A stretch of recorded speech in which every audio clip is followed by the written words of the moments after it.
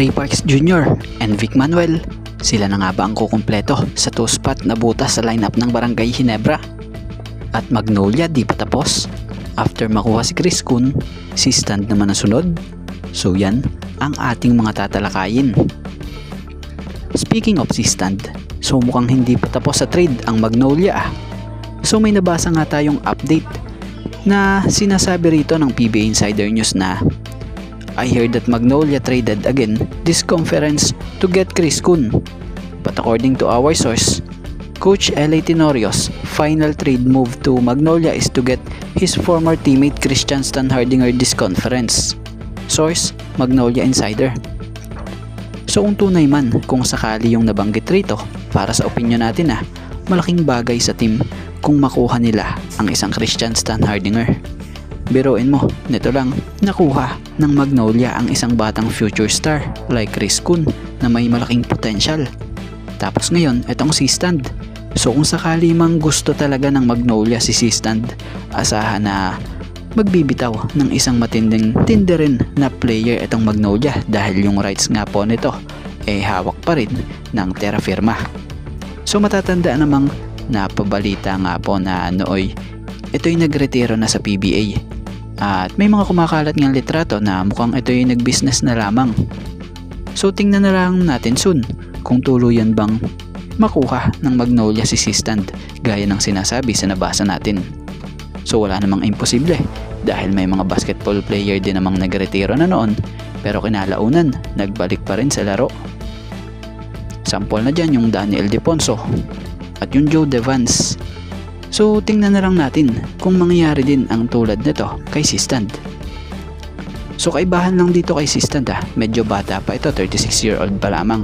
So pwede pa talaga. So tingnan natin kung magbalik laro muli ito. At mapunta naman tayo rito sa kampo ng Barangay Ginebra. 6. Yan ang player na nalaga sa Barangay Ginebra at kasalukuyang butas na ng 2 spot sa lineup ang nasabing koponan. So speaking of 2 bakanteng spot sa Ginebra, ito na kaya ang kukumpleto sa lineup ng Ginebra? So may nabasa nga tayong post ni PBA Insider News na nakalagay nga dito. I learned that Barangay Ginebra has the first round pick of the Terra Firma Jeep for the PBA 51st draft. And I heard that TNT is willing to trade the PBA rights of Bobby Ray Parks Jr. for the top pick next PBA draft. And Ginebra wants to offer their pick to get Parks PBA right from the TNT because Parks is planning to return to the Philippines after his season in Japan to settle down with his family. And our source even added Barangay Ginebra plans to contact Vic Manuel on his contract with the MPBL ends to complete their roster for this Philippine Cup. Source, Ginebra Insider.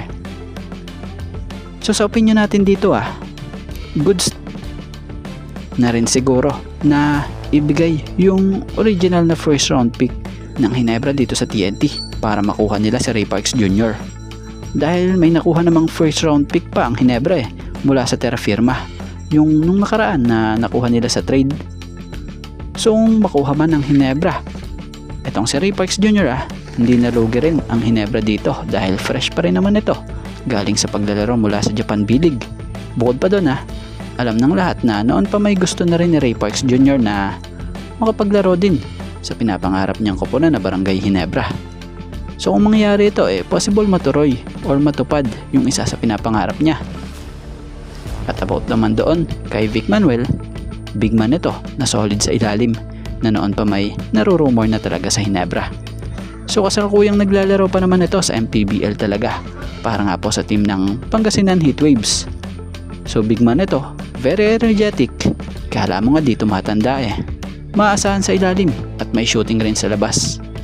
Kagandahan sa laro niya, lakas niya nga po sa depensa. So goods na goods pa rin ito kung sakali mang maidagdag sa lineup ng Ginebra. So abangan na lang natin soon kung makakakita nga ba tayo ng Ray sa Jeans and Muscleman. So nagbigay nga lang po tayo ng kaunting reaction at opinion patungkol dito sa ating mga nabasang ito. So kayo, anong opinion nyo?